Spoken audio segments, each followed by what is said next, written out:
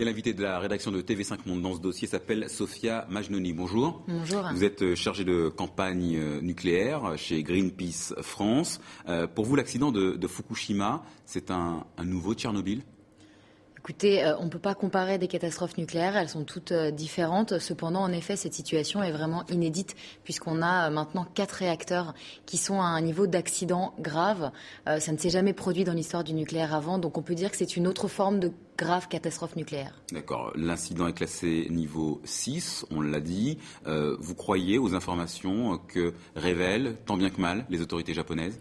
Écoutez, à ce stade, seule l'ASN française a dit que l'incident était classé niveau 6 et puis en réalité, chaque réacteur, chaque avarie présent étant lui-même un accident ou un incident. Donc il va y avoir de nombreux classements à la fin de cet accident, mais on ne sait surtout pas quand et comment ça va se terminer. Alors, est-ce que les autorités japonaises, d'après vous, réagissent comme il faut pour colmater les brèches, entre guillemets ? À ce stade, je pense que la situation est plus ou moins désespérée. Déjà, on avait vu que quand ils remplissaient le réacteur numéro 1 d'eau de mer, qui était une expérience tout à fait inédite, sans savoir quelles seraient les conséquences, on était déjà dans une situation désespérée. Je pense que là, on a encore atteint un niveau du dessus. Ils font certainement ce qu'ils peuvent, mais pas suffisamment pour empêcher la radioactivité de s'échapper. Est-ce que ça vous inquiète que Tokyo ait demandé l'aide de l'Agence internationale à l'énergie atomique et des États-Unis pour les aider à refroidir les réacteurs ? Très clairement, la situation est critique, donc il vaut mieux que le Japon sollicite l'aide d'autres pays plutôt que d'essayer de solutionner ça tout seul s'ils n'y parviennent pas. Donc à la fois, c'est très inquiétant, ça veut dire qu'on a atteint un point alarmant. Cependant, il vaut mieux ça que de ne pas demander l'aide de personne. Est-ce que ce genre d'accident est prévisible ? Un séisme, ça ne s'écrit pas, ça ne se prévoit pas, surtout un séisme de cette ampleur-là ?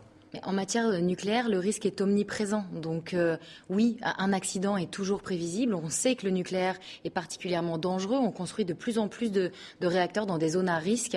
C'est vraiment des pratiques qu'il faut éviter. Est-ce que vous avez, chez Greenpeace, recensé des endroits où de tels scénarios pourraient se reproduire ?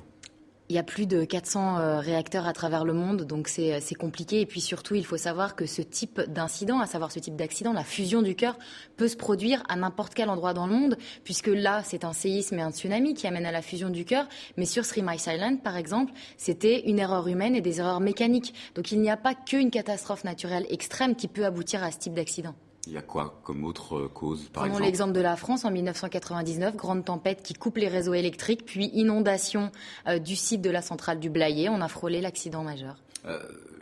On va en parler dans un instant avec Pascal Thibault, le correspondant de RFI à Berlin. L'Allemagne a décidé de fermer 7 centrales nucléaires.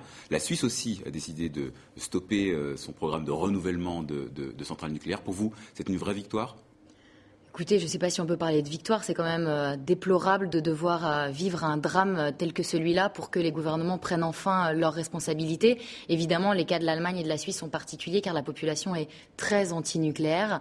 On voit par exemple qu'en France, on est encore loin de ce type de décision. Alors, le cas Fukushima justement a relancé le débat du nucléaire dans les pays occidentaux et on dit que c'est peut-être un peu trop tôt d'en reparler, qu'on s'est emparé d'un drame que vit le Japon pour relancer ce débat. Qu'est-ce que vous répondez à ceux qui vous accusent de profiter de la misère du Japon ?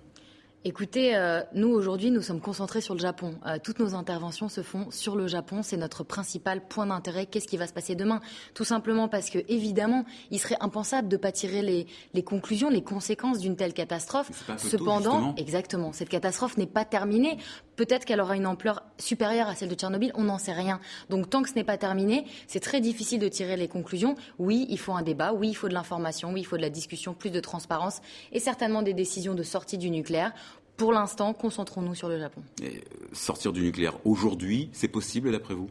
Écoutez, en 15 ans, on a développé un parc nucléaire de 58 réacteurs. On a switché du tout pétrole au tout nucléaire avec une technologie qui est la plus complexe, la plus dangereuse et la plus chère. Donc oui, c'est possible. C'est possible au profit de quelle sorte d'énergie alors ? Au profit avant tout de la sobriété. On est un pays très productiviste.